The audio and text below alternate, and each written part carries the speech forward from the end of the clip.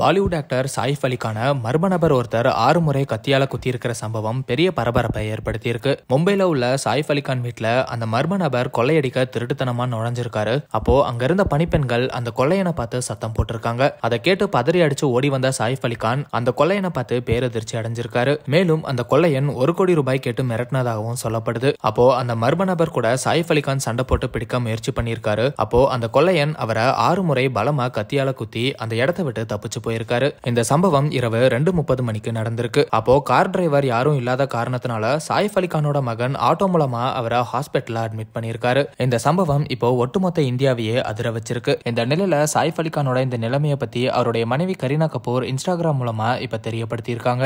அவங்க என்ன சொல்லியிருக்காங்கன்னா, எங்க குடும்பத்துக்கு இது ரொம்பவே மோசமான காலம். எங்களால இன்னுமே நடந்த இந்த சம்பவத்தில இருந்து வெளியே வர முடியல. இந்த மாதிரியான கடுமையான சூழ்நிலையில மீடியா மற்றும் பபராசி இத பத்தி வதந்திகளை பரப்புறதையும் கவரேஜ் பண்றதையும் நிறுத்துங்க. உங்களோட ஆதரவையும் அக்கறையையும் நாங்க மதிக்கிறோம். இதுக்கு நீங்க இவ்வளவு ஆய்வு பண்ணி கவனம் செலுத்துறது உங்க அளவு கடந்த அன்பை காட்டினாலும் அதே அளவுக்கு அது எங்களோட பாதுகாப்புக்கு அச்சுறுத்தலா இருக்கு. தயவு செஞ்சு எங்களோட எல்லையை மதிச்சு எங்களை தனியா விடுங்க. நாங்க குடும்பமா இந்த சம்பவத்தில இருந்து மீண்டு வரணும். இந்த கடுமையான சூழ்நிலையை புரிஞ்சுக்கிட்டு எங்களுக்கு ஒத்துழைப்பு தருவீங்கன்னு நம்புறேன். நன்றி அப்படின்னு சாயிஃப் அலிகானோட மனைவி கரீனா கபூர் இந்த சம்பவம் தொடர்பா இன்ஸ்டாகிராம்ல இந்த போஸ்ட போட்டிருக்காங்க.